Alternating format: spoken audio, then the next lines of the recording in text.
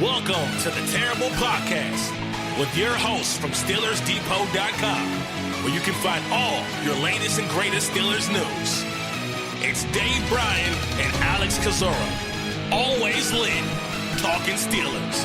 And now, here's Dave and Alex.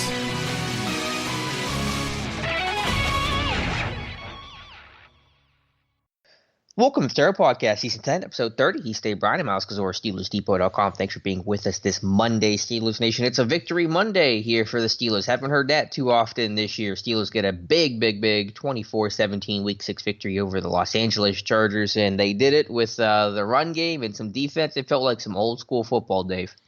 It felt like a home game, too. Yeah. 20-something thousand out there in Carson. What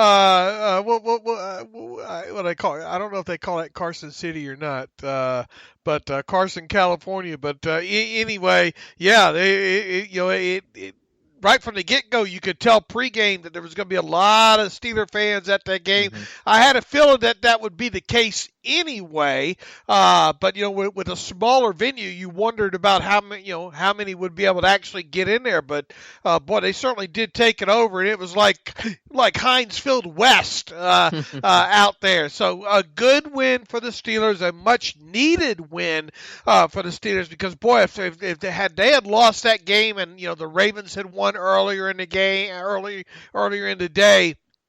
Man, you just thinking to yourself, how far behind the 8 ball can you get? So really, but by the time they kicked that game off, that you want to talk about a must-win after losing a must-win game? that was kind of it. But look, I mean, a lot of things had to go right for them in that game, and it did, right? It did, but they just had to go out there and execute, and that's really what happened. And we'll start with the injury report here briefly, but just to kind of look at this game, 30-second discussion. It's just they ran the ball effectively. They won possession downs. They controlled the tempo, the line of scrimmage. They were the more physical team. I think the less penalized team, and they got splash plays defensively, and it's just all the baseline things any team needs to be able to pull off a victory. Yeah, you need to win. Well, look, I mean, if you win the turnover battle, you're going to have a lot of good chances to win some games. And if you're able to convert some third downs, you're going to probably be able to win some games. And if you keep your penalties relatively low, you're going to be able to win a few games there. And they did all those things. And, I think I don't remember if I said it specifically on the podcast, but I know I wrote about it in my 7 keys. I really felt like in order for them to win that game, they're going to have to steal a possession or two and possibly get a unexpected score. And that's exactly the way I titled number 7 in that. I just felt like they needed a defensive touchdown or a special teams touchdown or just something, very unexpected score. And they got one of those early in the game. And then when you throw on top of that, they get the other turnover and doing something they haven't done really or have failed to do consistently in the past, which is take those turnovers on those short fields and convert them. And they did that too. And boy, how many times have we seen sort of games go this way against the Steelers, right out of the chute, and them either climb back into it and ultimately win it, or just fall short. And it felt good to actually see them on the other side of that. And then it played right into their hands of kind of protecting, Devlin Hodges from a lot of exposure to the opposing defense in the process. Exactly. 2 touchdowns off of 3 turnovers. The one obviously being Devin Bush's scoop and score. The other one, the James Conner touchdown off the Devin Bush interception. The third turnover was the one to clinch it by Cam Sutton. So, yeah, it had all the ingredients of a win, and though things got a little dicey at the end, the Steelers hang on. Unfortunately, that win came at right now at a pretty decent price with the injuries that piled up in this one. Stephon Tuitt is obviously the most notable one. Mike Tomlin provided no updates on the status of these guys post-game, but Tuitt with a pec injury. He left in the first half, was initially deemed questionable, then ruled out a short time later. Joe Hayden did not finish the game with a groin injury. TJ Watt with an oblique, and James Conner with a quad. Tacked it on with all the injuries the team had coming into this game, and you have a pretty long list, unfortunately. What do you think? The bye is going to be favored this week, isn't it? I know Tomlin always says he's never met a bye he doesn't like, but he's going to love this one. Yeah, I'm going to take the bye minus like 3 points this week. Oh Lord, Alex.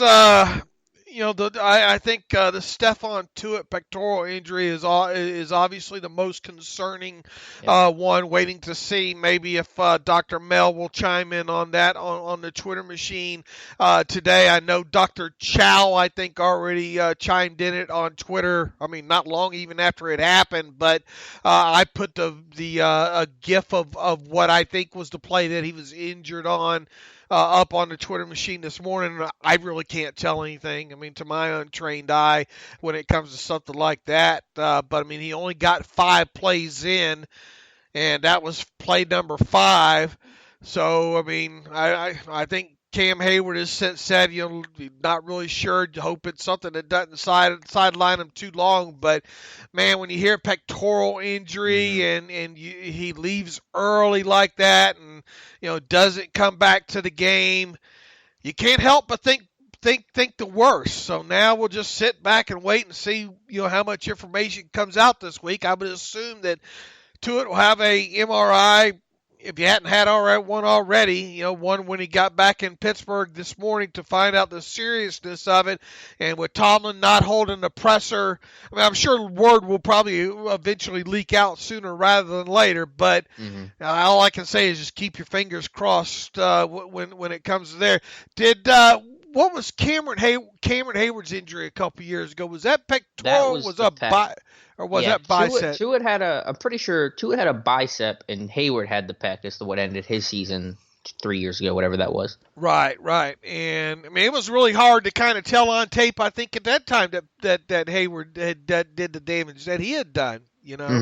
Right. But I mean, look, make no mistake about it, right? Tuitt was having a fantastic season, and he was even shot out of the cannon early in that game last night, playing well on top of it. So it would, it goes without saying, it would be a huge blow to that defense should he be lost. And if it's torn, I would think that he's gone for the year. Right.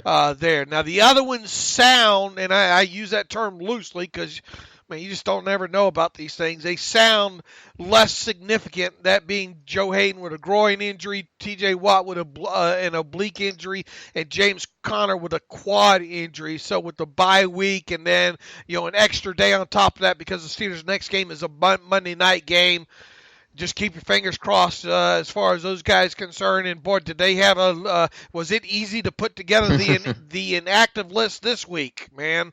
Jalen Samuels with a knee injury, James Washington with a shoulder injury, Roosevelt Nix with a knee injury, Steven Nelson with a groin injury, and Mark Barron with a hamstring, and quarterback Mason Rudolph with a concussion. 6 of your 7 guys had been ruled out on the injury report by the time Saturday evening had rolled around. Yep, Isaiah Bugs, the only other scratch, a healthy one. Obviously, he could get a hat if Tuitt's going to miss some serious time. One other minor injury note, Devin Bush looked like his left ankle in that game, missed a short amount of time, came back, didn't play great after. I'm sure it was bugging him a little bit, but he obviously got banged up a little bit too. Yeah, so here's to the Lord of the Buys. Yep. Good time for the bye week. Steelers can rest up. I would expect a lot of these guys to be able to play for, what is that now, week 8 it would be, right. Except Tuitt is the one that obviously is very much up in the air. Hopefully we'll learn more later in the week. Just fingers crossed it is not a long-term injury, though I think it's reasonable to assume he could miss some time in a best-case scenario. To go to the offense now, to take it back to this game and the victory and some happy thoughts here. I just thought it was no mystery about it. Be the more physical team, be the more aggressive team, control the clock, control the tempo, be able to run the ball effectively. You knew you could run on this Chargers run defense that had struggled, had been an average to below average unit. I thought their defensive line had not been impressive on tape, and really just start to finish. The offensive line dominated up front. The Chargers could not tackle James Conner, and I thought overall a really good game plan from Randy Fichtner. I definitely agree. They didn't, you could tell that Duck Hodges was in protection mode, especially when you get a score right out of the shootout, right. Like that. Then you get another short field off of the turnover there. They didn't have to do too much, They just had to do the little things like run the football. And I agree with you after studying that Chargers front. And, another thing I wrote in my 7 keys is I thought the Steelers should be able to run at up the middle or to the left side of their own their own direction there because of the way that Chargers defense had played, and Melvin Ingram wound up being inactive in this game. He wasn't ready. Their linebacking core overall, they missed some fills. I think if you even go to that Denver game, kind of late, they just haven't been sound top to bottom when it comes to that linebacker core and working together and spilling runs and filling gaps. And I think that's going to show up again on this tape from the game Sunday night. The Steelers offensive line really did a good job of getting good initial push. As you mentioned, Connor and really Benny Snell Jr. too did a good job of finding those creases and hitting them quickly too. Getting those 4 and 5 yards when they were there and taking a profit there.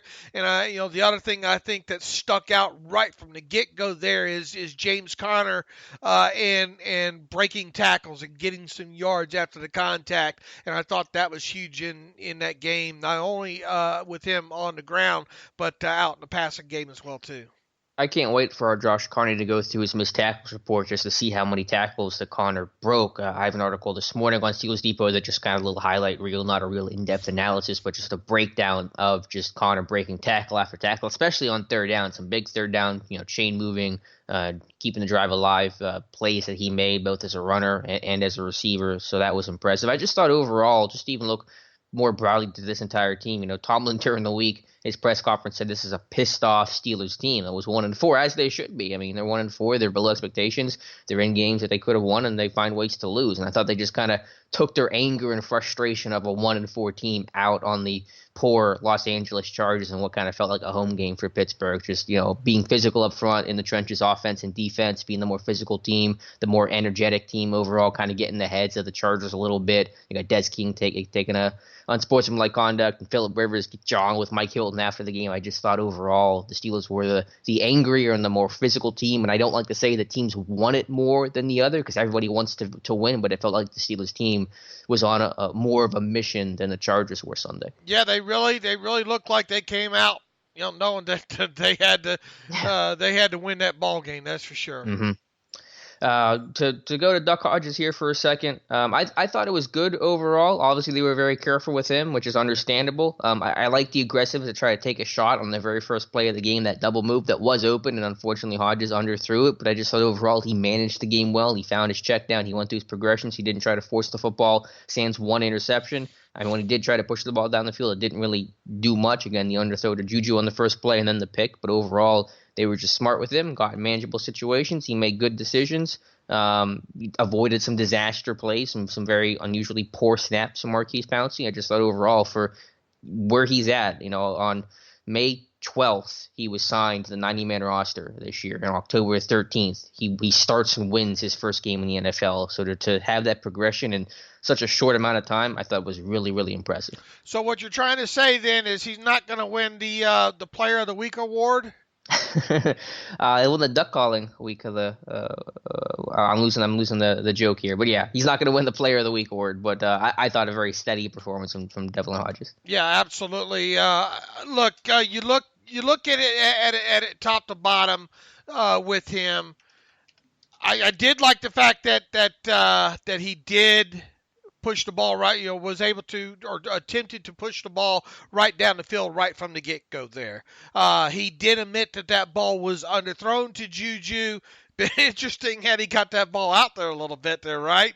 And, a little bit of nerves there. But, I think he settled down quick. And I think the thing that stuck out again and already have his passing chart up and distances and things like that is, he didn't complete a lot of passes down the field, 2 of them over 5 yards.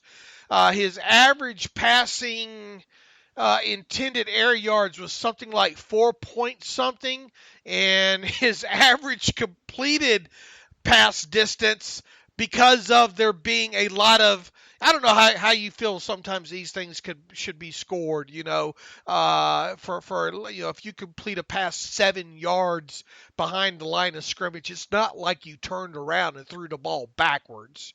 You get what I'm saying? Mm-hmm. I mean, but there's still Well, score. for Phillip Rivers, you turn around and throw the ball backwards. Well, that's true. But you see where I'm going with this, though. You know, it gets scored as a -7 passing yard distance there, and it being as how you have to, do that all consistently and all. It resulted in Hodges having a .4 average completed yard distance. Okay, I mean, but it was good enough to win. Obviously, his decision, later in the game to push that ball down the field to Johnny Holton was a big mistake. Wish he wouldn't have done that. I bet he wishes he would have had that back. But he showed some poise in some other areas as well too. Make no mistake about it that Marquise Pouncey was causing him to have target practice back there with some bad snaps there in that game, and he had to make some quick decisions on that. And I thought he did. One of those throwing away deep, kind of deeper in Chargers territory to preserve a field goal was the proper choice there. Hey, for a number 4 guy, number 3 guy, whatever you want to call him, I think he played well within his game, and that's once again, you got in a situation where your defense helped you out right out of the chute there. That played a part in it, but I mean, you can't gig a guy for winning a game and doing what he's told to do. Right. All he really had to do for this to be a success was to avoid, major disaster, and that's what he did. And he helped even compensate when other players. Again, Marquise Pouncey had some really poor snaps. There was the one that was really high that he's able to corral in with one hand, and then still got the handoff off to Benny Snell. And the one you mentioned too on the third down, where it was just rolled through his legs, and he picks it up calmly and throws it away. And Steelers unfortunately only got a field goal out of that, but it's better than a turnover or scoop and score or whatever. Could obviously been much worse. So overall, just uncommon poise for the position, and everyone rallying around him, and didn't make him do too much, but that was the goal. Really relied on a good run game, and when you can be in a situation where your quarterback can just hand it off and get manageable situations and hit your back in the flat on third down, then that's a recipe to win when you're on your 4th-string quarterback. Absolutely. And I know Mike Tomlin was asked after the game, who's going to start when Mason's healthy. He said, I don't even want to, I don't want to, go there yet on that. But, I mean, this is Rudolph's gig. Mm-hmm. Yeah, that's what we said Friday, is that, really regardless of how well Hodges played, Rudolph was going to be the starter. And though I thought Hodges represented himself well, Rudolph's going to be the guy when he comes back, presumably for week 8. Right. And take your hat off and hand it to Devlin Hodges. I mean, he became the 3rd Steelers rookie quarterback to win his first career start. He became the 6th, as far as I can tell, the 6th true rookie undrafted free agent to win his first career start as well. I mean, look, a lot of times undrafted rookies just don't get an opportunity to even start. So the rarity of that alone is pretty big. But it's a huge accomplishment, no matter how you want to slice it, and no matter what detail whatever happened during the game. Sure, he got help from the defense and all like that, but he made some good decisions during the game. So you have to credit him for that as well. And I believe the 2nd Steelers UDFA rookie to win his first start. I don't know if this gets counted by a first-year player or a true rookie or what, but I know Kent Nix in 1967, I believe, won his first career start as a UDFA. Did he? Or I thought that was a loss to the Eagles, wasn't it? Or no? I can double-check here really quickly. Didn't we talk about Kent Nix randomly on one off-season podcast? Yeah. You were talking him up? Yeah, because I had dug up some clips on him and all. I thought... Oh, no, you're right. It was a loss. I apologize. And was it a loss to who? To the Eagles. Your brain doesn't stop working even on No, Monday morning. I gotta tell you, man, there are days where I wish I could just shut it off, but because it can become cumbersome sometimes. Well, But we are grateful for your Kent Nix knowledge. Real quick for the offensive round things, I want to talk about the receivers in a second, but just with the running backs, I want to focus on them briefly. Again, Connor, I thought played really well, just could not be tackled. His contact balance, his strength, his power, I thought helped bring energy, and again, made some really critical third down conversions. Again, third down offense, which had been woeful the first 5 weeks of the year. They were 28% on third down heading into Sunday night. Against the Chargers, they were 8 of 13, at 1.8 of 11, so their best performance by far of the season. Then Benny Snell, I thought, just played Benny Snell football. Got downhill, he didn't dance, he protected the ball, showed a good ball security, and just played with some power and some finish. So both guys have a similar style, and I thought both guys played to it. It felt like they were running downhill all game. Yeah, that's their MO. That's the way this game's set up to be. And when you're able to do stuff like that, it may. And look, the third downs, we definitely had been on that most of the season. And when you get into those situations where they're a lot more makeable, heck, how many did they convert on the ground? Third downs on the ground. That's a good question. In this game, I have this. I'm sorting it out now here, but let's look at some of the Steelers' third downs and distances in this game. 3rd and 11 was the first one, and that was a completion to McDonald for 5 yards. And then they went, let's see how many. Let's see, 3rd and 4, 3rd and 4, 3rd and 2, 3rd and 4, 3rd and 8. 3rd and 10, 3rd and 6, 3rd and 1, 3rd and 4, 3rd and 2, 3rd and 13, 3rd and 2, 3rd and 7, 3rd and 8. And the ones that they converted, let's see, on the ground. Let me sort this by runs real quick. Let's see. You had Connor convert one on the ground, 3rd and 2. In the, what quarter was that? Second quarter with 13:52. You had Snell convert a 3rd and 1 in the third quarter. You had Snell convert another one on 3rd and 4. That was the one he got it by link. I didn't think he had that at first. Me neither. To be honest with you there. I thought he got a fairly decent spot on that, but it still counts according to this. Benny Snell, 3rd and 2, he converted. With 12:50 left in the fourth quarter, and then he almost converted on a 3rd and 8 with 1:16 left in the fourth quarter. How big would that would have saved us a little bit of a hard, didn't they? They ended up giving the ball back to him after that, though. They decided to punt. Would you have done that on 4th and 1? Is that the one that Holton down at the 1? Yeah. Yeah, I thought punting was the right idea. Barry had a great night. All right, so there you go. I think I just rattled off 4 of them converted on the ground on third downs. So that's huge when you don't have to put the ball in the air and have to do that. Yeah, a lot of 3rd and 2s, a lot of 3rd and 4s. Now, granted, I thought the Steelers had been in manageable situations for most of the year. It wasn't that they were in 3rd and 10 every other game, and they found themselves in 3rd and 3 this week. They just went out there and executed. But obviously, they got themselves into some really manageable situations, some 3rd and shorts, and that's always going to lend itself to playing well. But again, even in short yardage, they were poor on 3rd and 1, 4th and 1, 3rd and 2 this year. They were ranked near the bottom of the league in conversion rate, but really turned that around. So that's the key. If you extend drives, you keep your defense off the field, let them get rested, kind of wear down the opposing defense, play physical, have the energy and momentum on your side, especially with the crowd on your side too. That's what it's all about. So just overall a very classic Steelers game of being physical, winning the line of scrimmage, and I think just wearing down that Chargers defense with a steady dose of Connor and Benny Snell. With the receivers, not a whole lot to note. Dante Moncrief had a catch, a nice diving catch. By the way, Juju just one reception, but obviously on a day where they wanted to be very careful with Hodges, who kind of was hitting his backs and his tight ends a little bit. Pretty quiet for the receivers, but I think they'll be happy with the win either way.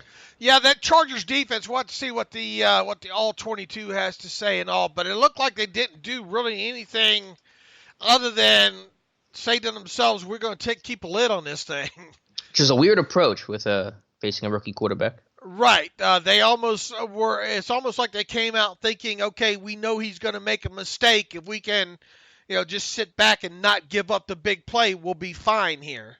But they're all, obviously the Steelers defense had was able to kind of change the complexion of the game. But I didn't see much blitzing either, and we'll have to obviously see what the all 22 says and things. But I mean, just off the cuff, and then one quick flyby back through. I didn't really see anything too terribly exotic when it comes, and I think those kind of things helped facilitate even more with Hodges checking that ball down, underneath to the running backs there. And we saw Rudolph kind of play a similar game plus the Wildcat, a couple of weeks ago against the Bengals there. So take what they give you, right? Yeah, well, I guess it's hard to blitz when you're facing 3rd and 3 and you can line up there in 12 personnel and run the football. So I think just being in manageable situations makes it a lot harder on the defense. They can't get exotic. They can't go with some other sub-package stuff, and I think that certainly helps. But, overall, I just thought the line did a nice job of protection, and then obviously did a great job imposing the will up front. I can't wait to watch this all 22 of guys like the Cashstone, Filer, and Pouncey, and the whole group, I think, just had an excellent performance. And when you run successfully, you're able to run more. Yeah, there you go. I'm sure we're going to see a narrative. Oh, see what happens when you run the football? You see what happens when you run the football when you run it well. Yeah. That's the context there, folks. And also the context where you're up 14-0 right out of the chute and then get it to 21-0. What do you want a third string undrafted rookie quarterback to do at that point, hand the damn ball off. So, you did the things that are necessary to win. I mean, and props to the defense for getting out of the chute quickly here. Yeah, I was going to flip to the defense. Do you have any other final thoughts with the offense, Dave? Juju how many targets did he have? 4 or 5? 4. One catch there. It was good to see Moncrief make a catch. The boomerang came back around. I think he was targeted twice in that game. One catch, Yep. kind of a diving catch in there. The yards after contact for Connor, really kind of huge. I think in this, how many yards after contact did this team have as a whole here? Feels like a lot. Yeah, really curious to know the number. Once you start dissecting this. Let's see here. I don't know what the actual number is. See if this number jibes here with you. 129 yards, Yak. Running and receiving? That's just receiving. Oh. How many passing yards did Hodges have in this game? Probably about 129. Yeah. Yeah, I guess that makes sense. I mean, Connor, catching that in the flat, breaking a tackle, running the extra 20 yards on Yak right there. Yeah, I guess that makes sense. Yeah, and when you consider a lot, these are all calculated from sometimes catching a ball behind the line of scrimmage. So, you almost had the Yak number reach the passing yards number there, and it felt like it too. In that game. But let's see, anything other than that. Vance McDonald kind of quiet there. I thought Vanette made a nice catch there on one of those. Who else had a nice grab in this one? Deontay Johnson on the sideline on that little comeback-ish route. Yeah, that was a great route by him. Good comeback. That was the 10 or 14 yarder of the day, wasn't it? Yeah, that was one of the longest completions of the day from Hodges. That one was, and I'm trying to think what else stuck out to me with the passes there. He did throw a couple away in the red zone, as we mentioned there. 9 straight completions at one point. And no, I mean, I think that's about got it. I mean, for a team that's still fragile offensively, and make no mistake about it, they are. No James Washington in this game. They did what they had to do. Yep, and Johnny Holton still waiting on that first completion. And Ryan Switzer with his patented negative catch. Yeah. That was on third down too, wasn't it? Yeah, third down. Yep. This 3.4 yards per catch. This team is still, look, it was good to see them be able to run the football, obviously, but you still have to come out of this game worried about how they are going to be able to be passing the ball moving forward when they need to pass the ball moving forward. Yeah, but hopefully you get Mason Rudolph back. I would expect him back for the next game after the bye, and I think that you have more confidence to let him open things up. All right, let's go to the defense because they were awesome again. And yes, things got a little scary at the end. I think some of the injuries, you kind of felt the toll and the weight of that at the very end of that game. But overall, Dave, you just look at this defense being the strength of this team, helping to carry this team. They set the tone early in this one with Devin Bush's scoop and score. He finishes with 2 takeaways on the night. This is just a 180 from the defense I saw last year, where they're opportunistic, they're making big plays, they're a better tackling team, I think. And obviously they're still getting after the quarterback as well, something they did do in 2018. So just hats off to the way this defense has performed. Yeah, and you could tell by the quotes post-game that they all said, Tom said, look, we got to help this young quarterback out, whether it be defense, special teams, and we're not just talking about takeaways. We're talking about scoring. And, that obviously that's hard to predict that and coach such a thing up. You need a couple breaks to go your way. But pressure will always help facilitate those sorts of things. Yep. And especially when you can get 3- and 4-man pressures. We've seen the Steelers defense over the years be able to get some pressure at times and do so kind of consistently, but at sometimes at the expense of using 5. We are seeing a lot of 4-man pressures this year, just lining up and whooping the ass on the other side. Really is what it comes down to. And right out of the get go here, T.J. Watt, wow. And I thought he was going to leave L.A. with that Tavi wearing him as a hat. He really had his way with that. And another thing I thought before this game too, you had Forrest Lamp. Look, Dan Feeney, their center, had some time and really had played, I thought, kind of reasonably well overall in the limited time that he's played at center.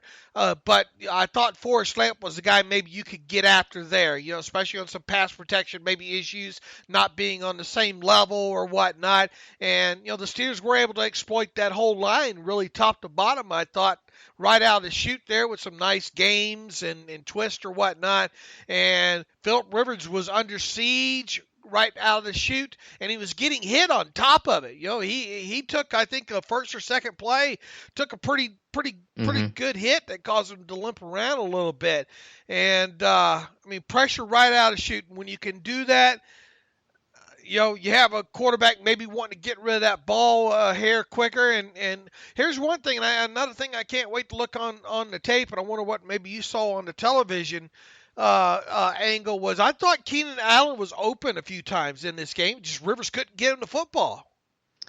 I didn't get a good perspective of that. Obviously, all 22 will help me out, but all I know is that last year he caught 14 passes for $148 and a touchdown, and this week held to just 2 receptions. So I don't know how open he was, but he didn't get the football, and that was the critical factor for me.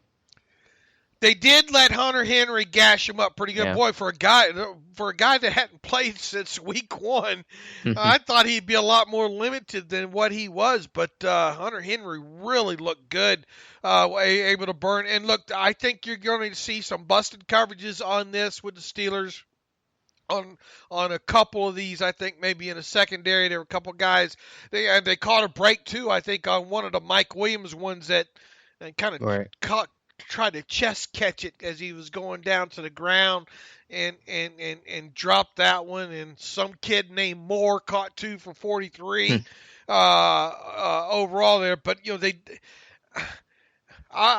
have to go back and see what exactly went wrong in that fourth quarter, because it did get too close for comfort there. It's almost like they I don't know, like took foot off the gas or what have you. We'll have to see what happened there. But Cameron, they did have the injuries in that secondary in the fourth quarter there. Thought Cameron Sutton played a well of a ball game. I'm not necessarily sure at this stage of my breakdowns why maybe Artie Burns got one. So we'll have to see. What did you see secondary wise? Yeah, basically what you saw. I thought Sutton played well. Hayden played well before he left. Some issues at the end of the game, I think some miscommunications. When they were in dime, there were some problems there. But I just want to look at the defense, big picture, and I'm going to come in a little hot here, Dave. So catch me here for a soft landing. But I think about this game. I think about how well the defense played, the splash plays they created, how they set the tone for this team. To be a 1-4 club with a rookie quarterback and be basically everything on the line. I think about 1976, which is the best defensive Steel Curtain ever had, and how they were a 1-4 team. They lost their quarterback Terry Bradshaw to a brutal hit by Turkey Joe Jones, the way that Mason Rudolph was lost to a brutal hit by Earl Thomas, and obviously no Ben in this game either. He's done for the year. I think about forcing 3 turnovers in that 76 game when they started that win streak against the Bengals. They picked off Ken Anderson twice, forced another fumble. Last night, Phillip Rivers picked off twice, forced another fumble. Well, it was kind of a gift based on the lateral from Rivers to Gordon early in that one. But anyway, big picture, I just think the defense knew they had to carry this team with a young rookie quarterback, and that's what this defense did. I'm not saying they're the 76 Steelers. They clearly are not, but it had that kind of feel of the defense knew they had to be the one guiding this team, and they did by setting the tone early with that scoop and score, get the interception on the next drive, 14-0 early in the first quarter. I mean, I think that was just impressive to be able to embrace that pressure and then go out there and do it and put your team in position to win. We have seen this defense get gradually better by the week. Mm-hmm. Obviously since you take away that pass interference. Now, obviously, if you do take away that pass interference against Seattle, then you probably have to add on the Bud Dupree late hit, onto it. But, you're talking about a play or two here or there.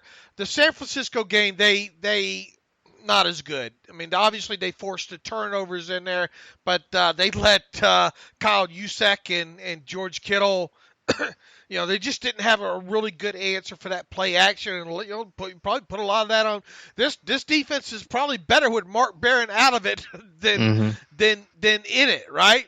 Right now, and every game that you get Minkah Fitzpatrick more settled into this defense is probably going to show. Although I do think there might be one on him letting somebody run past him last night.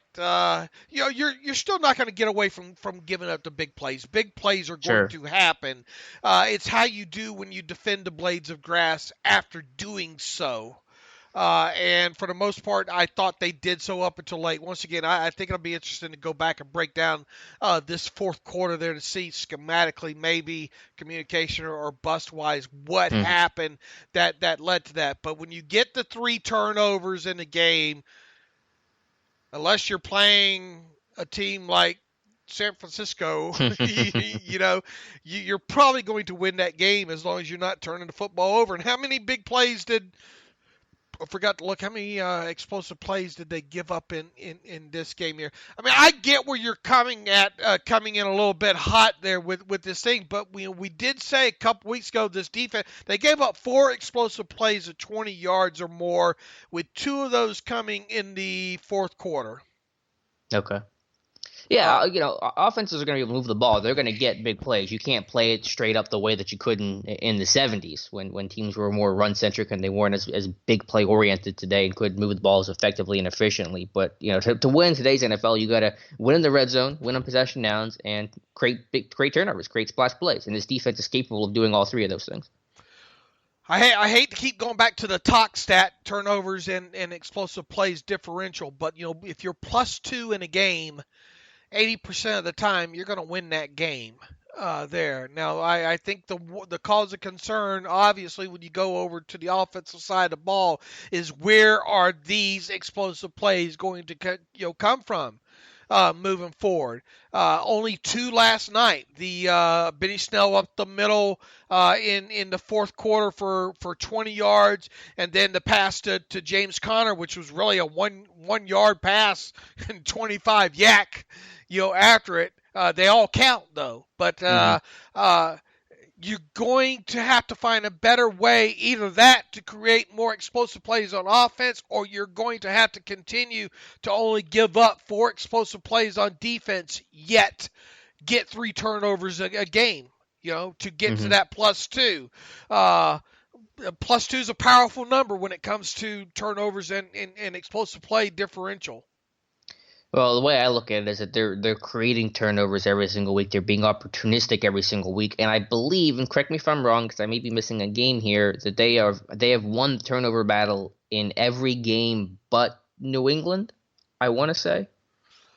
I'll have to. They've look obviously that lost up. some of those games. I mean, San Francisco, they won the turnover battle and lost, but they've won, I believe, the turnover battle in every single game. I'm trying to think if there was one where they tied or they were -1.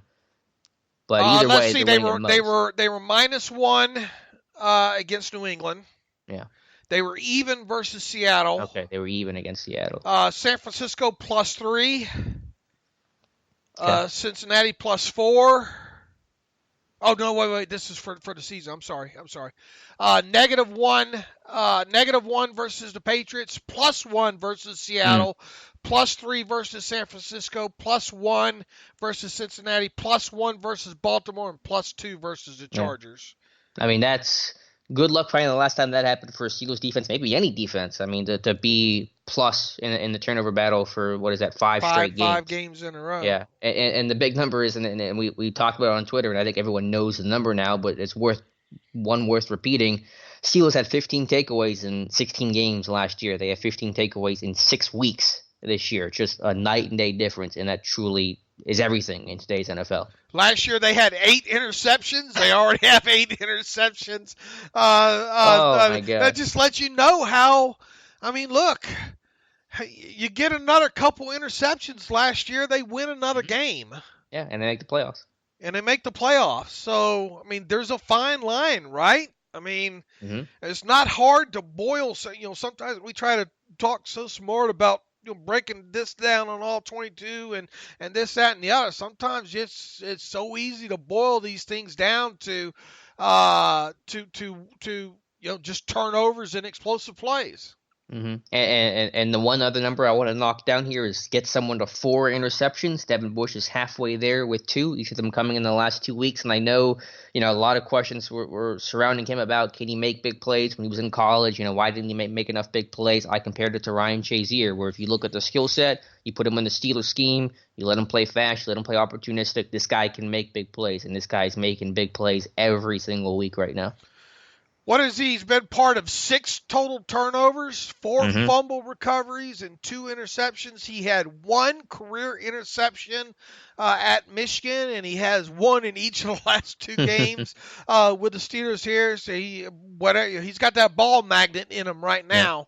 That ball always seems to find him, and that's a good thing. And look, props to him, because Vince Williams walked right by that ball last night. He says he thought it was a forward pass, but that's why you jump on it anyway. Don't think. Don't assume. You know what happens when you assume. While Bush has been kind of lucky with fumbles, when the ball rolls your way on that particular play, that's just him showing good ball awareness, especially for a rookie to jump on the ball, pick it up, assuming that it's a fumble. If it's an incomplete pass, and that's fine. It's better to pick it up and be incomplete than not pick it up and it be a fumble, and then to race it into the end zone. So, big plays there. He's got 6 turnovers created already.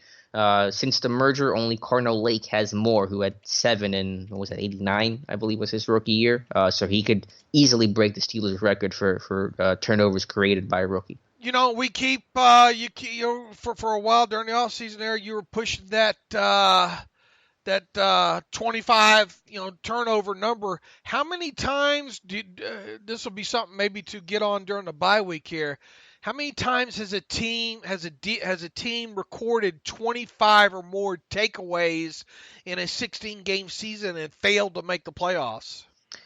I imagine it's happened before. 25 wasn't an elite number in terms of takeaways. It was just kind of the minimum threshold number to be, I think, a competitive, successful, potential Super Bowl winning team. So I had imagined it's happened even last year if I had to guess. I don't know how frequently it's been. I'm sure most teams that create 25 takeaways get into the playoffs as opposed to missing it. But I imagine it's not super, super uncommon. I don't think it's happened before. Obviously, if you're leaking oil back at the backside and giving them away, then that could have bearing on the results there. Let's go back to you coming in a little bit hot there. Doesn't it feel like the shit? You were there for 76. Doesn't it kind of feel like that? I'm not saying it's the same, and it's not going to necessarily end the same, but like it's kind of scary to think about how similar it is. Well, I mean, I was 8. All right. Well, you have the memory. You watched the old tape. I was a full-blown drug addict at the time.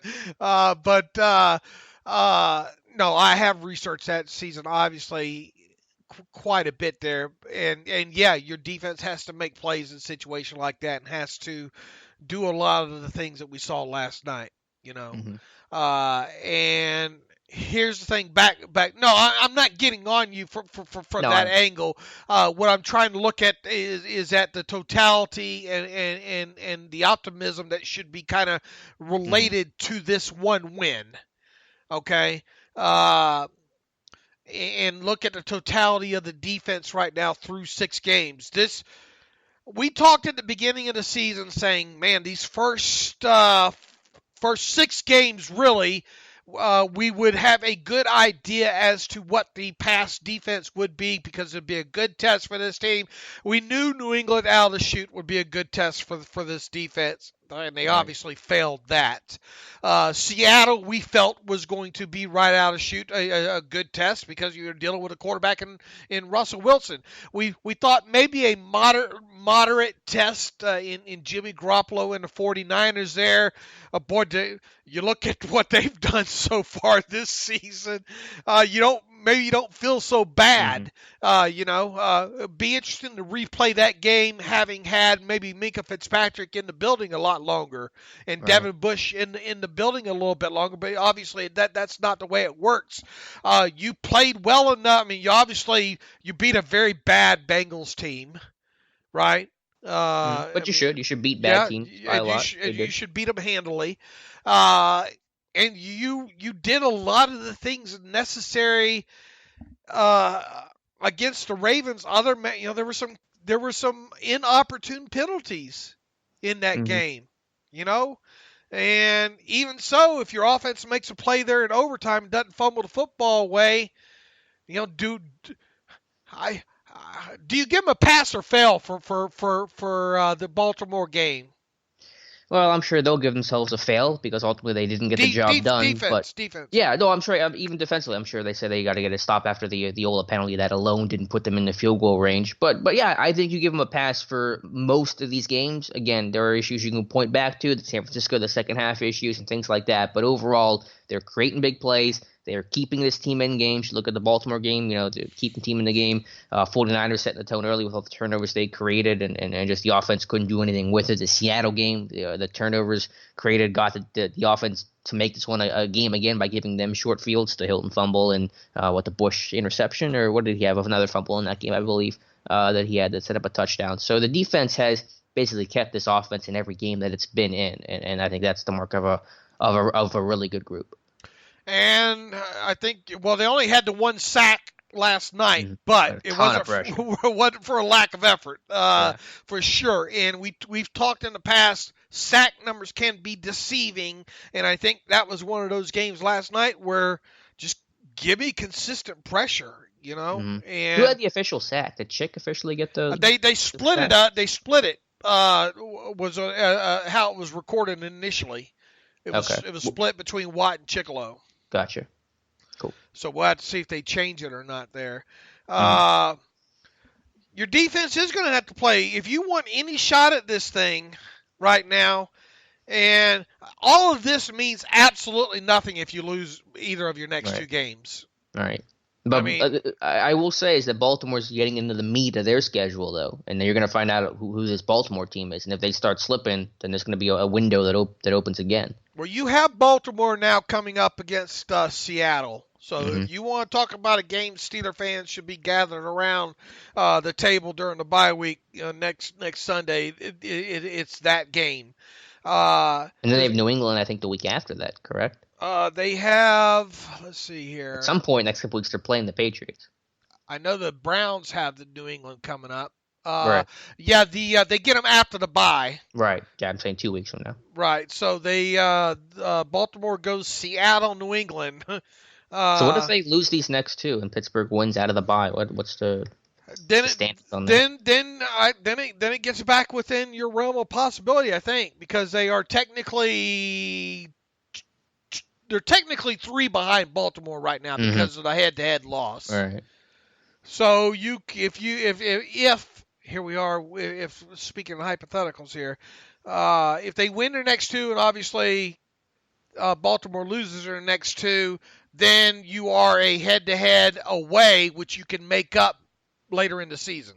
Yeah, well, I mean, let's say that the Steelers win out of the bye and Baltimore loses their next 2. So let's just do the next 2 weeks, not 2 games. Baltimore would be 4-4, Pittsburgh 3-4. Baltimore still with a head-to-head matchup, but then that obviously becomes a very tight AFC North race. Well, the Steelers would be 4-4, right? 2 more. I'm saying that 2 weeks. I'm saying the next 2 weeks. The bye okay. plus winning out of the bye. If the Ravens lose the next 2 to Seattle and New England, then they're 4-4. Pittsburgh's 3-4, and you're back in this thing. Just win your next 2 games, man. Yeah. And then let's see how this thing looks when you host a Rams team that really not looking like the Rams team they were last year. Mm-hmm. You know, and what's going on with Gurley and all, and here's the thing though, the Rams will be coming out of their bye that when they travel to Pittsburgh in week 10 there, so that will be definitely. And this is a banged-up Steelers team right now. But, I mean, you have games you would think that are winnable for this defense. If they lose to Miami, there's no excuse for this team to lose to Miami. I don't care. Right. I don't care who plays quarterback. There's no reason for them to lose to Miami. Now, obviously, the Colts played a really good game. What did the Colts do yesterday? Were they on a bye yesterday? I think they were, weren't they? Yeah, they were on a bye. So the Colts go Houston, and then Denver, and then travel to Pittsburgh there. So there's no reason for the Steelers. They can only have themselves to blame for sure if they come out of these next 2 games with a loss. If they win those, and as you mentioned, Baltimore loses their next 2, then this is game back on right now. Yep, exactly. That's the phrase I was going to use. Game on. The division becomes wide open again, and Cleveland obviously sputtering. And we thought right from. I know it was doomed because the Steelers weren't winning, but it's been for several weeks now. It's been feeling like 9-7 or 8-8 might take this division, and they missed a golden opportunity against the Ravens. Last Sunday there, because we'd be talking about still division leading Steelers right now had they won that game against the Ravens. That obviously didn't happen. I don't know what you think about Cleveland, but they look like they're going to be a 500 or less team this year. I guess Baker Mayfield does have 1 win against a winning team, and that was against Baltimore a few weeks ago, right? Other than that, that's it. I mean, he's got 11 interceptions through 6 games. I know not all of those are on him, but it is what it is. They're unpredictable, and I haven't watched every moment of the Browns, but I watched them yesterday because they were on for the early games, and Freddie Kitchen just looks in over his head. I mean, it's plain and simple. I mean, as bad as Tomlin can be with some of the in-game stuff, he would never be as bad as Kitchen was at the end of that game. How does one game change where our optimism level is, even though the offense really didn't throw the ball all that much? The same way it did after the Bengals game, and the same way it reversed course after the Ravens game. Just winning feels good. And I think, again, you look at this defense and say, can they have long-term success? And I think through 6 weeks of playing good football overall, I mean, things were obviously pretty poor against New England, but you didn't have Minkah Fitzpatrick. Devin Bush was his first game, yada, yada. I have confidence in this defense to make plays in every single game. It may not happen in literally every single game, but it's going to probably happen in most games. And I have confidence this defense can keep the Steelers competitive with an offense that's still going to struggle regardless of who's a quarterback and regardless of how things look the rest of the way. So that's something I have not said in a long time, that I have confidence in this Steelers defense, and that's a big thing for me. Overall, let's see. All right, where are we now? Special teams. Barry did a great job. His best game in the NFL by far. And what else? Boswell continues to be perfect. And then the play of the game, and really Cam Sutton, I mean, talk about giving someone a game ball. That onside kick that he had to jump up and grab that football and be able to hold it to the ground. That I was holding my breath for a second there whenever he jumped up in the air to know how it was going to go the rest of the way. Cam Sutton made some big plays in that game. Boy, phenomenal. What did Mike Tomlin say? Call that what was the exact word that he called that play by Sutton? I don't remember. Significant. Yeah. And it was, because if and that was a great. You don't see too many great onside kicks like that. The way that thing bounced and had a nice little kind of fly. That had to be a hard ball to catch. Even harder when you're getting hit from 6 different ways and landing on your coconut. In that in that instance there. So props to him. Props to the pass breakups. That's the secondary is I think that and the offensive line are the 2 biggest areas I can't wait to dive into when we get to all 22 later on tonight here. Moving forward. Look, Cincinnati's obviously out of this thing. What are you doing with Javon Hargrave right now? You can't trade him, right? Yeah. I mean, had they lost, I was already thinking about writing the trade Javon Hargrave article. But when you're 2-4, Baltimore with where they're at, you're not doing it this week. Now, I guess you could take after the bye and see what happens. You still have till after the Miami game, I believe, before the deadline hits. So you still have some time to figure out where you're at, lay the land of the division. But you're not making those calls right now. And if Tuitt's sidelined, Javon probably obviously going to give an opportunity to make himself even more money. In these coming weeks as well too. Who I don't know. Should we go there? I mean, who obviously Bugs probably starts dressing. Mondo get promoted up or what? Yeah, I haven't even thought about any of that stuff yet. You may go outside the organization, obviously, if you want to go inside. Mondo would probably be the guy, but let me just see what happens with Tua. You got a bye week here. You got some time to figure it out. We'll keep our fingers crossed when it comes to that there. What else do we have here from the game to wrap that up?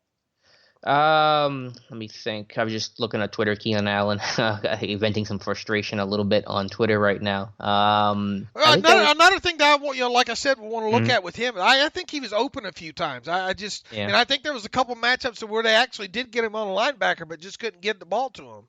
I thought overall, though, Butler had a good game plan. I thought they had better matchups than obviously last year, which was a very low bar to set. I know Tomlin said Tomlin said last year we ran out of people. We didn't run out of people Sunday night, even with some of the injuries they were dealing with. So yeah, I just think overall, Mike Williams got after him a little bit, and I thought Williams could have a good game. The other thing I want to mention, too, is, and I noted this in our scouting report, I believe, and then definitely on Twitter pregame, was, get your hands up in throwing lanes. And Rivers with that low arm angle and getting the ball out quick sometimes, knowing their line really couldn't protect. I thought Alulu played his best game ever as a Steeler. It looked like a first rounder.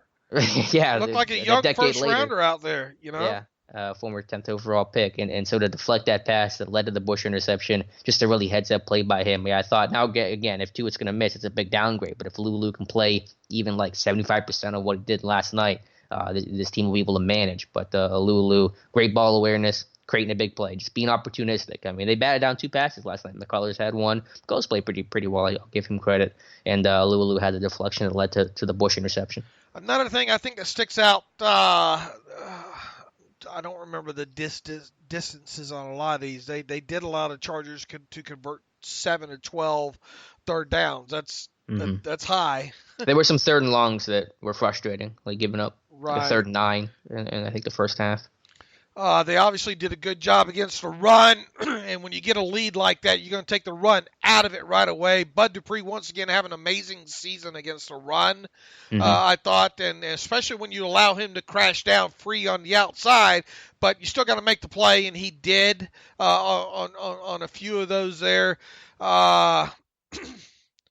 What else stuck out to me here? I will say, I wrote in our scouting report that the Chargers were going to attack middle of the field. And that's an area the Steelers have given up plays this year, and basically all of the Chargers' big plays Sunday were middle of the field. Some lame ducks where it was just kind of thrown up for grabs and no one could be in the area, and so that was frustrating. Also in the red zone too. So some areas, some things to work on as well. I think I got to tighten things up middle of the field, but overall, I'm happy with the way this defense played. And how many dropped interceptions? 2 or 3 last night. I know it would have been. It's a lot to ask Willie Mays Hayes, Hilton, but he almost caught that one. I mean, that would have been a great interception there. And who else dropped one? Schick had one that was low but catchable. And Fitzpatrick, didn't he? Yeah, was that Fitz or Kelly? Yeah, someone had one that should have been picked. Yeah, so I mean, we could be talking about a plus, I don't know, or 17 total turnovers or so, for this team right now. You got to make sure you those last year. You go back to those dropped interceptions and all like that, man. One of these times you keep dropping them, one of those is going to come back to haunt you. And I think even really one of those ended up in a scoring drive, if I'm not mistaken. I had to go back and look at that. But just at my notes that Alualu played well, and I think that kind of rounds it out there.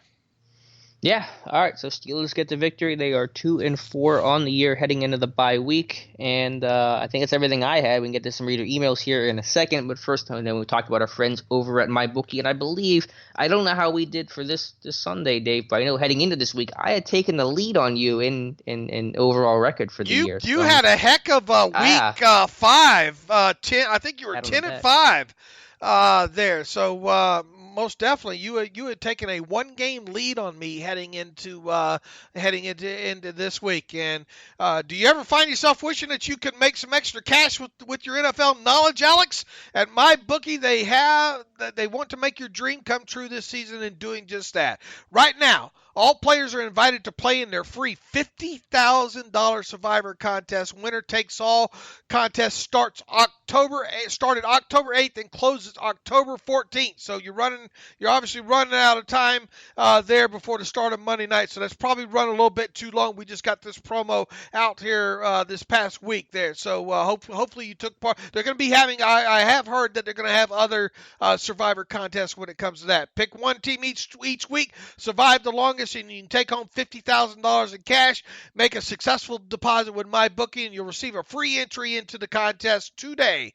Between football season, the MLB playoffs, and the start of the NBA and the NHL season, it's time to get off the sideline and get in on the action. If you're the kind of guy or girl who likes to bet a little and win a lot, try a parlay. For instance, if you like a couple of the big favorites this week, parlays are perfect because they let you bet multiple games together for a much higher payout percentage. So if you're going to bet this season, do the smart thing, go to mybookie.ag because no one gives you more ways to win. If you really want to support your team this season, don't just sit on the sidelines. Get in the game with MyBookie. And if you join right now, MyBookie will double your first deposit. Use promo code TERRIBLE to activate the offer. That's promo code TERRIBLE to double your cash today at MyBookie. Visit mybookie.ag today. You play, you win, you get paid. And I'll also pat myself on the back here. I think I am 5-1 picking the Steelers this year. So I think I'm doing all right. Have you in picking the actual outcome, the winner? Yeah, I don't know about the line, but picking the actual winner, I know I'm at least 5-1 in that. Yeah. Well, good on that. Keep picking them to win, getting them to win. I mean, it had to take the perfect storm, I think, last night, or not necessarily the perfect storm, but a lot of things got away. I really questioned whether or not the defense could get or special team, somebody could come up with that extra score there. I think I did have the Steelers covering this, and they did. But for them to pull out a big win like that on the road out into West Coast, look, you go through this item line by item line. There was a lot going against this team this week, especially when the whole history thing sets in and the team on the West Coast and all like that. So at least they got that monkey off their back. It sure didn't hurt to play in Heinz Field West there because at one point, boy, you could really hear the "Here we go Steelers" chant. I think Duck said they didn't have to go to silent count or anything like that. He was more concerned about maybe having to quiet the crowd a little bit with so many Steeler fans there. So the Chargers actually had to use a silent count. TJ Watt said that after the game. I mean, that just tells you what the atmosphere was like. All right, best 2-4 team in the NFL. They might be. I think they are. All right, Dave, let's get to some reader emails here. All right, let's get to the email machine here. Boy, I cannot wait to get into this all 22 this week. See a couple of these things Jay Bombardi, some quick thoughts. Bush is everywhere. Got to clean up missed tackles. That is a big thing with him, especially when he came back from that injury, man. He had what? How many missed tackles did Bush have in that? 4? 3 or 4 in that game? 3 or 4 in the second. I'm betting that ankle was obviously hindering some of that. So I'll give him a small pass on that. He wants to know, could that be related to arm length? No. How about poor form? Can't question the toughness though. Hargrave gonna get paid. Yes, he is. Alualu having the game of his career. That maybe not of his career, but definitely in a Steelers uniform. For sure. I had to keep looking and think, man, what number is that? 94. You kidding me? Bye week at the perfect time to get the boys healthy. Need Nelson back as Artie looked like Artie. I don't know if that's necessarily the case. Once again, all 22 will tell us a lot about as far as coverage goes there. So for the first 3 quarters, he was pretty quiet, which is a good thing. Yeah, I don't even remember. I mean, and one of those times Mike Williams got free, it ran past Joe Hayden getting sucked in on a on a screen, right? Right. That was the one with that. What was that? Yeah, that was the one with the awkward catch where Rivers kind of threw it wrong and Williams couldn't find it and come down with it, I think. Right. So I always caution people, be careful when throwing out quick conclusions on TV tape when it comes to offensive line and secondary, because we don't get all the angles all the time, So you can bet Alex and I will be going through that as early as tonight, as soon as that all 22 becomes available there. He thought Cam played well. Who TF thought the Dolphins should be scheduled Monday night in Pittsburgh? Can you say lowest Monday night football ratings ever? I wouldn't necessarily go there, my brother, because the Steelers really draw well when they're on national TV. So I don't think that even if the lowly Dolphins being part of that is going to affect the ratings too terribly much. Good thing that game is at home, or it'd be a toss-up. Miami and Pittsburgh a toss-up? I don't know. Have a great week, fellas. All right, let's see here. What else do we have? Doug Walter writes in, David Alex, happy Friday. What is this is the over-under question about Duck. The over hit my 14.5 times Duck would be said. So they were hollering about Duck quite a bit, using that term the other night. JJ writes in from Lexington, Kentucky. First off, before I get to my main question, I wrote in back before free agency saying that we should cut Bud and go after Shaq Barrett. Bud is having a good year, but how good would Shaq look playing opposite of Watt? And he is on a 1-year, $5 million contract. He has 9 sacks, 3 forced fumbles, and 1 interception. I'll one-up you, JJ. I was on Shaq Barrett as an undrafted free agent.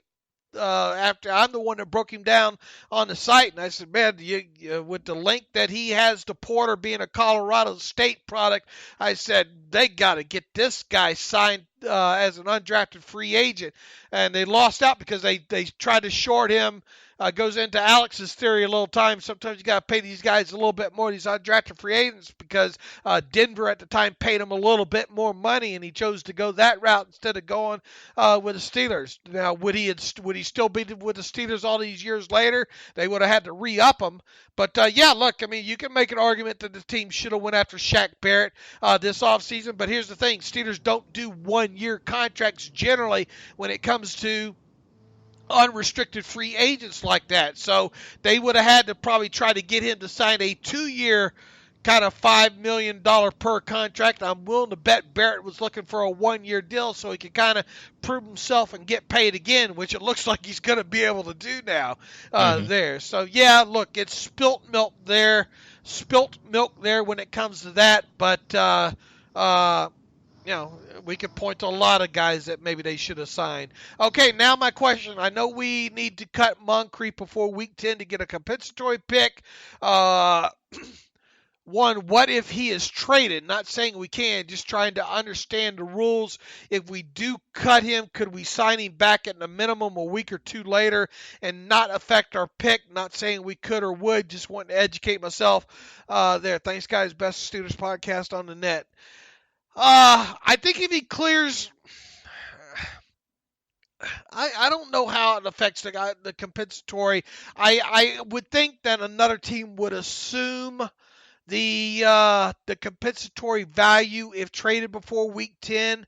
Not 100% positive on that. The big thing is cutting him and him clearing waivers. Now, could you, I guess, cut him and bring him back a couple of weeks later at a lower price? I don't think you can do that either to circumvent the compensatory, but that's just the kind of things that you don't see a lot of when it comes to compensatory picks. So I don't want to answer wrong there. I'd have to research that. But look, nobody's going to. I don't see anybody trading for Dante Moncrief. And and if they did, they're not going to do it if it's going to affect their compensatory value. I'll tell you that. And if the Steelers do cut Dante Moncrief, once again, I would think that Dante's not going to turn around and re-sign for the minimum there, and I don't think the Steelers would make such a move either if they thought it would affect the compensatory pick there. So I think that's just a hypothetical that's too hypothetical. Yeah, I really doubt trading it would recoup that compensation back. Cutting's more interesting. I have no idea how it works. You would think in theory that would violate some sort of spirit of the rule, so they wouldn't allow that to happen, but I couldn't tell you, and I think that's an unlikely scenario anyway. And obviously cutting him is very possible, and we'll see what happens when they get closer to it, but I would not expect them to do this wink and a nod with the cut and the re-sign like that. Yeah, absolutely. I just think it's way too many. Look, the guys... once you do move on, you're not probably going to cut him right now, right? I mean, you got a receiver in Washington still dinged. We'll have to see how if he's able to come back after the bye.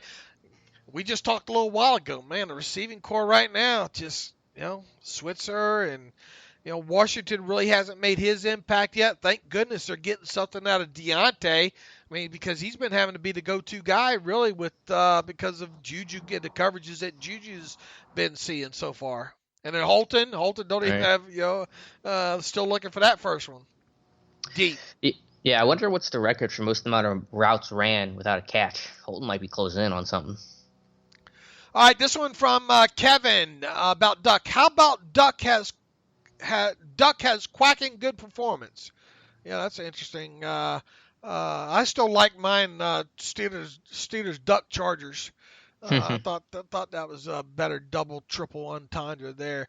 This one from Bryce. Hey, guys, it's Bryce. A couple of thoughts, questions for Jens about the big win. I thought I saw it in the Steelers.com practice report videos this week, and I was glad to see them work more out of the pistol formation. I have no idea why they don't use that formation more often. It's a good option to have. Your thoughts? Look, you're not going to get an argument out of me because Rudolph used it a few times, more than a few times at Oklahoma State, and I think Duck did too a little bit at Sanford.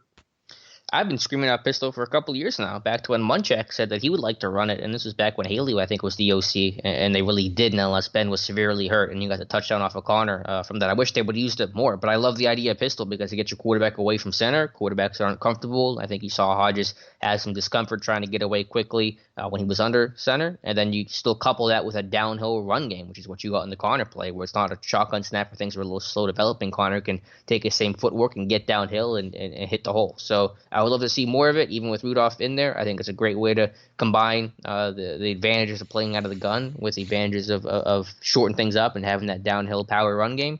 But we'll see. But I was happy to see it on that corner touchdown. Second, PFF has Matt Filer ranked as the fourth best, I guess this is fourth best right tackle in the game. Do they really? I haven't. Talk about Matt. While I look that up, talk about Matt Filer. He was moving people last night. There was the one block on Tillery, the rookie, kind of a welcome to the NFL moment where Filer with a down block just sealed him off. And I forget if it was, I think it was Snell, ran off his hip for a nice chunk of yards. There was one play where he got beat inside where I thought Snell had the outside chip and Filer could have set inside more. And I think Bosa got him inside. But yeah, overall, Filer's been really good. He's been pretty consistent, which is, obviously a good trait to have an offensive lineman. There are times where some of these speed guys can win the edge on him if he doesn't get his width properly or just doesn't fire off as quickly as he should, but he's a strong guy. He's consistent. I've been happy with his play overall. Obviously, he's got a little bit of versatility, settling at that right tackle spot, but just kind of the same dude every single week, where you're not going to be super worried about variance with him. He's going to be good week in and week out. So I don't know if he's been the top 5 right tackle. I mean, metrically, I guess maybe he's ranked as such. I don't know if I probably wouldn't put him into that group yet. But I think he's a very good right tackle, and you're not missing Marcus Gilbert too much. He's definitely up there in their rankings. He has a grade of 82.5 according to Pro Football Focus. Pass blocking grade of 78.8, a run blocking grade of 79, all in the green. When it comes to that, they have his worst game as being the game against San Francisco, where he graded out offensively 61.8, if I'm looking at this correctly here. Once again, on the season, they have him 82.5. Last night they have him allowing 1 total pressure, which was a hurry, and you just identified that one, did you not?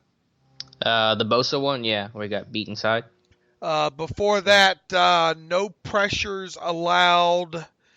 Going back until the San Francisco game, and I remember him kind of having a rough game there. He had 4 total pressures in that game. Did you charge him with one of those sacks, with that sack in that game?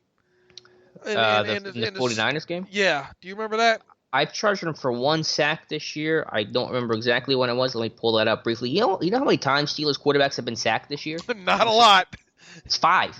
Yeah. In 6 games. That's awesome. I mean, with their young quarterbacks in, you think these guys would either get themselves into trouble or the line, trying to mesh and protection's getting called out. But 5 sacks in 6 games. I don't know where that ranks NFL league-wide, but it's got to be right up there. Yeah, the Filer, I charged him for 1 sack in the 49ers game. Right, and that's what they have down as well, too. They have him allowing 1 total pressure, a hurry in the game against the Seahawks, and 2 total pressures, which was 1 hit, 1 hurry in a game. Look, I mean, he's been consistent, and I think that's one thing that we saw dating back to last year when he took over for Marcus Gilbert.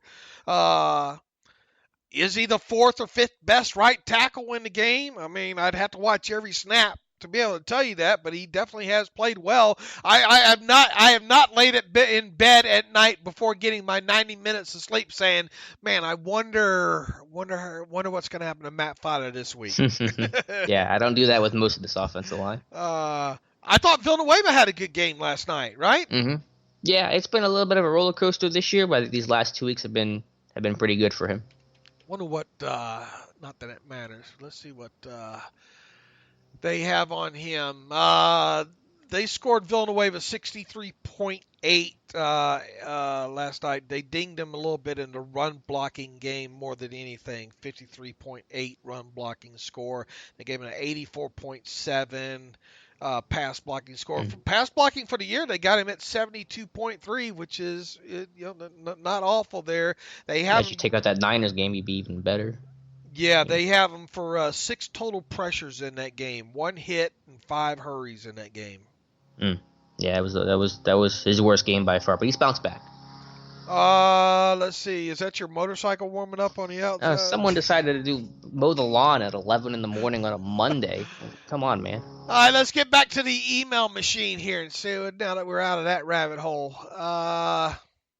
Eric Fort writes in, Henry TD, Dave and Alex, this question might be above your pay grade, but how the hell does the NFL seemingly not have complete control of the markings on all sidelines and boundaries? The garbage time TD was brushed over because of the situation, but I doubt the NSA could have come up with a definitive view of maybe that's, I don't know why it says NSA. Maybe NASA should come up with a definitive view of where the end zone line actually was. Amongst a rash of bad officiating, seems like this is one thing they should have easily controlled. Stay calm and quack on. Yeah, look, at first I thought, was he in or out? He was in. I mean, I knew he was after seeing him the second asking. time, but that first time, I was kind of a little bit confused there because of some of the marking. And look, they just played a soccer game, I think, the night before on that field. At one point, I thought one of those penalties, I thought the Chargers were going to be awarded a penalty kick there on one of them there, but that flew over the head there. All right, Mark Chapman. I'm muted because of the lawnmower. All right, Mark Chapman writes in, what is the fascination with Matakevich? Let Gilbert have a shot behind Bush. He just, look, I mean, did Matakevich stick out when he was on the field in a negative way after taking over briefly in that game, Alex? I didn't think so. Maybe. No. I like Gilbert, and he'll get his chance someday, but you got to make sure you know what you're doing. You trust it to get the reps and to have your run fits and to be able to read your keys. And obviously, Matakevich has his limitations, and he always makes me nervous being out there on the field, but I understand why he's playing over a pretty raw rookie in Gilbert. And I thought Matakevich was awesome on special teams last night, too. I think he had at least 2 tackles, which, again, I mean, he's one of the NFL leaders the last 3 years in special teams tackles, and again, showed that coverage I thought was much better this game than as opposed to last meeting against the Chargers. Mark, you got to understand too, brother, that understanding, having a full grasp of what's going on defensively plays a big part in playing time as well too. We obviously don't know where Gilbert is on that scale of things right now, and look, this is a rookie. This is a guy that probably doesn't get a ton of practice reps during the week either there. So you're going to put a guy in there that you trust a little bit more defensively right now, and that guy is Matakevich right now. So you got to make sure guys you're putting out there are doing the assignments right. Not saying that Gilbert wouldn't, but here's the thing that you should be excited about is Mike Tomlin names guys like Benny Snell and Gilbert as guys that the fact that they contribute heavily on special teams is generally a good sign for those players eventually being able to contribute at their given positions as well too. So Gilbert's time is coming, Mark. Just be a little bit patient with this thing. And once again, I don't remember Matakevich sticking out in a negative way last night either. Mm-hmm. Yeah, been good on special teams as always. Let's see here. George Herreras. Hey, guys, it's George in Virginia. I'm trying to think like how the Steelers management would here when it comes to Bud and Hargrave. My thoughts are that one of the two end up staying. I know it's a lot of money to invest, but management tends to try and keep their own, or at least not go into the draft without suitable starting option. I know a lot of Yinzers don't want anything to do with Bud, but it'll be hard to go into next season without a starting option. I like Ola, but he's still unproven, and Chick is just Chick. Chick's going to be gone after this year, at least at the number that he's going to be at. I'll tell you that right now, George.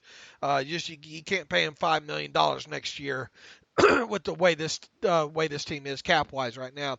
The only positive I see here is a potential for 2 third-round comps, losing Bud and Hargrave.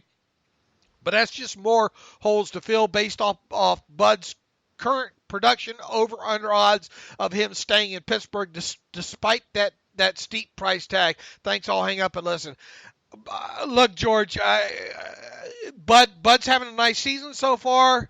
But I just don't see how you can turn around and give him another contract that'll probably pay him, I don't know, at least $9 million, right, Alex? That's what he's on the tag this year. I don't think he's going to take less after having a career year. And with the way the market is for pass rushers, so you're probably looking at $9-10 million per year, probably 3 years, $30-something million for him. Yeah, I mean, somebody might pay him that, but I don't see it going to be the Steelers. I just don't. Yeah. I mean, again, I'm not even thinking about that stuff too much right now. You have an in-house option with Ola potentially. Again, I know obviously more unproven, but is it, is Bud going to be worth that $10 million or go in a new direction? I don't know. I mean, I don't expect Dupree to come back for, I said that before the year. He was going to have a poor year and you're going to let him go because he just wasn't worth it, or he's going to have a great year and just price himself out of Pittsburgh. Right now, the latter seems to be happening more than the former, but we'll deal with those things after the season. Would you consider a transition tag on Bud? You go Jason Worlds 2.0 on me, aren't you? Maybe. At least give yourself, a franchise tag, would obviously be a couple more million more than that. I just don't see that. But even a transition tag with the way this team is going to be cap wise and not guarantee that you can work out, it just all seems too rich.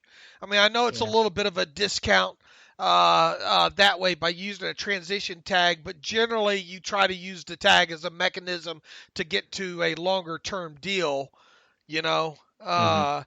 I mean, a rare instance, obviously, with Jason Worlds a few years ago, and him not getting that deal, and all of a sudden abruptly just walking away, there after he got paid. But George, I just don't see it. As far as Hargrave goes, look, I wish and hope and pray that maybe they can find a way to do something with Hargrave. But once again, the only way you're going to prevent Hargrave from hitting the market is to put the franchise tag on him. And once you put the franchise tag on a guy, and you've heard me say this all the time over the years, how many times do you see a guy on the franchise tag not get at least that in average new money value come contract time? And just the amount of snaps that he plays and how he's used, I just don't see the Steelers making a business decision like that. I hope to God I'm wrong, because he's a great player, and I hate to see Steelers lose great players. But right now, I just don't see how you're able to keep Hargrave and really both of those guys, Bud and Hargrave. Yeah, I'm with you. Let's see here. What else do we have? Duck from Joe Cipriani. Duck, the new Tommy Maddox. Guys, I have not heard much talk about this, but based on a small sample size, I see a lot of similarities between Duck and Maddox. Let's see how Sunday goes. Maybe a good podcast conversation. I really don't, but by the way, I love the longer podcasts. It lets you go deeper on many subjects. The added detail is refreshing in contrast to today's drive-by media. Look, there's one thing you're not going to get from me and Alex, and that's drive-by. If anything, we drive by through the tunnel, around the corner, around the mountain, down Stop the rabbit. For some lunch. Yeah, stop for some lunch, make a couple rest stops along the way there. The in-depth detail you provide is the backbone of the site. What makes it so much different than the other sites? It'll be interesting to see how you guys manage an extended downturn by the Steelers. The site, like Steeler Nation, has enjoyed a good bull run for many years. Imagine returning to the early 80s. Look, we're not going to lie to you. It's been tough the last couple weeks. Traffic does tend to dip a little bit when the team's not winning. Saturdays and Sundays are usually tough anyway, because people that outside of me and Alex that actually have lives do stuff, especially Sunday during the day when the Steelers play late aren't usually great days, because people are out. They're not sitting in front of the TV like we are watching these other games. They're out doing stuff and all like that. And obviously when the Steelers lose, the Mondays aren't as good as after they win. So today's going to be a very good. I'm not gonna lie. Today's probably going to be a very good day for the site and all, because them coming off of the win, because they're having some renewed optimism and all, absolutely coming off of the win there. What do you think about? You probably haven't watched a lot of Tommy Maddox tape, but do you see any similarities between Duck and Tommy Maddox? Well, I mean, they were both underdogs.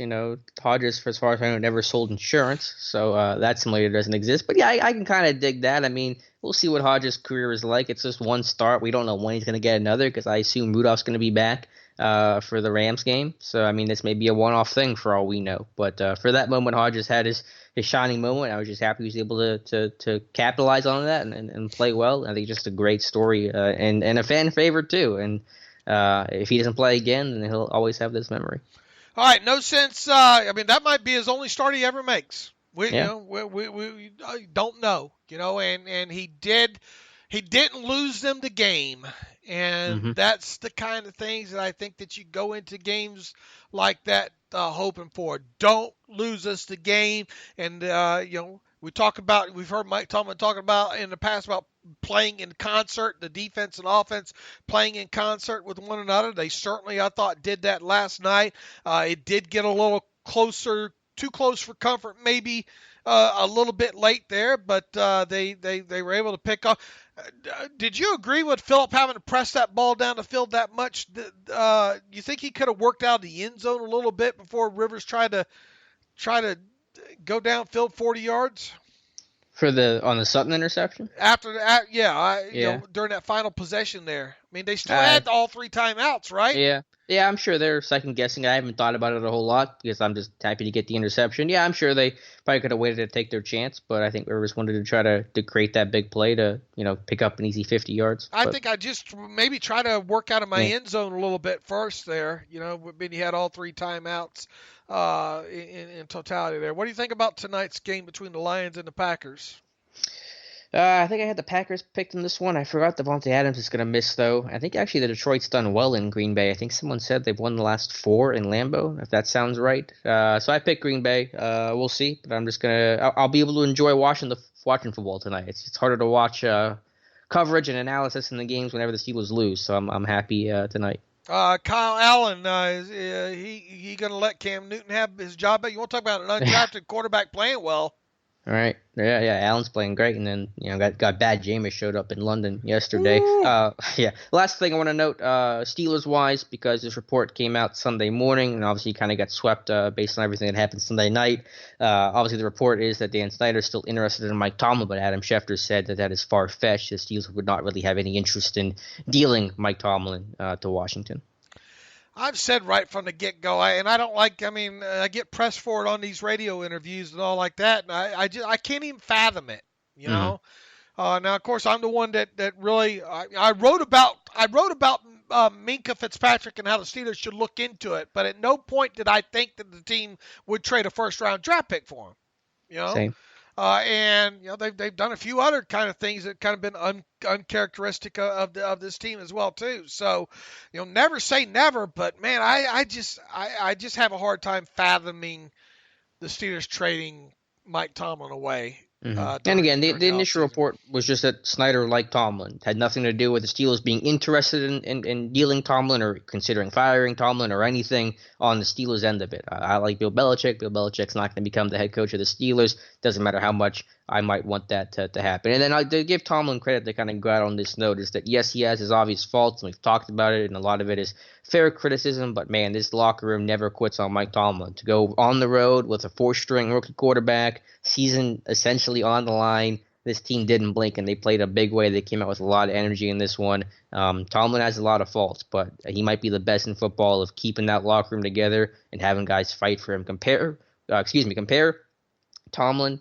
yesterday to how players react to Jason Garrett in Dallas. So they just don't seem to really like him at all or fight for him or have any sort of enthusiasm or connection with Jason Garrett and Tomlin. It's the total opposite. They play hard for him. They want to win for him. He's a great motivator and a leader, and that's important traits to have as a head coach. That dual threat Lamar Jackson showed up yesterday against the Bengals. But you would kind of expect. I thought they would have did a better job of beating the tar out of him.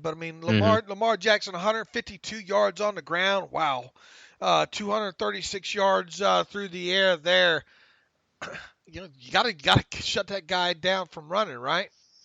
Yeah, but in the same breath I just praised Tomlin, I will needle him a little bit for Justin Tucker. Brandon Wilson, 92-yard kick return touchdown for the Bengals yesterday. I think they did okay with Justin Tucker's 4.5-second hang time. I think the Steelers can do a little bit better. Didn't he field what was the distance on that return? 92. So he caught that about the 8, right? Yeah. So, just saying. Yeah. Boy, the Steelers kickoff return team was a little bit better yesterday through 3 quarters. Oh, they never do anything. Yeah, they didn't have to do anything. Yeah. Keep your kick return team off the field there. Cleveland, boy, what a mess going on right there. Houston, what a nice win over Kansas City yesterday. Probably the single worst game Patrick Mahomes has played, right? He's got that ankle injury. It keeps bugging him. And yeah, just even with Tyreek Hill back. And they were 17-3 and ended up losing that one. Deshaun Watson not sacked in consecutive games for the first time in his NFL career. And they even lost one of their linemen, Howard, who's got an MCL sprain out a couple weeks. But yeah, they're even without Hopkins playing well, they're still finding ways to win. So Houston's a scary good team. Boy, Sam Darnold really brought life back to that Jets offense, right? Amen. Bell gets his first touchdown with the Jets, and yeah, that was one I did not see coming. The Cowboys losing to the Jets. Oof. Again, Jason Garrett, he could be on a hot seat. Where's all that talk about? Well, Dallas came out to shoot. Dallas is for real. And right. It was the Rams, it was Dallas, and Kansas City, and they're all struggling since. Yeah, absolutely. If you look at now where's the picture here? The conference picture here. New England, Houston, Kansas City, Baltimore, Buffalo, and Oakland are your top 6 teams as we sit here right now today. What's Oakland record? Are they 3-3? 3-2. 3-2. Okay. Then it's Indianapolis, Cleveland, Jacksonville, Denver, Pittsburgh up to 11, one spot ahead of the Chargers, Tennessee, the Jets, Miami, and Cincinnati. The Steelers will probably. Who does Miami have this week? I can look. Let's I don't know who they have. have. See, they started quarterback. They benched Buffalo. They play Buffalo on the road on Sunday, so the Steelers get to sit back and watch that one. Cool. And yeah, root for Seattle. And if Baltimore loses, then when the Steelers come off their bye, it'll be very, very interesting. All right, off into the bye week we go. We'll still have the Wednesday show. We'll break down the All-22, what happened in the game against the Chargers. Obviously, no beat writer this week. We'll have a Friday show where we look ahead into what's happening in Week 7 of the NFL. No press conferences this week that I'm aware of. I don't think we'll hear from Tomlin again, and maybe until Wednesday with it being a Monday night game this week. So we'll have a little bit of time to do some extra film study and go back and see what's already happened there as far as stuff on SteelersDepot.com. In the meantime, you can follow me at Steelers Depot on Twitter. If you would, retweet my stuff, please. It really helps us out. I mean, if you can't donate to the site, or if you can't afford one of these ad-free subscriptions or whatnot, at least retweet our stuff on the Twitter machine. It really, really does help out. You can, like I said, follow me on Twitter at Steelers Depot. Follow Alex on Twitter at Alex_Kozora. Follow the show at Terrible Podcast. Email the show, theterriblepodcast at gmail.com. If you like what we do and you want to donate to the cause, go to SteelersDepot.com, hit the donate button, up right navigational bar. If you want an ad-free version of the site, then we had another sign-up this morning for that. For $25 for 1 calendar year, you can have an ad-free version of SteelersDepot.com. A lot of people are taking advantage of that since we instituted that over a year ago as well. So until Wednesday, as always, thanks for listening to the Terrible Podcast with Dave and Alex.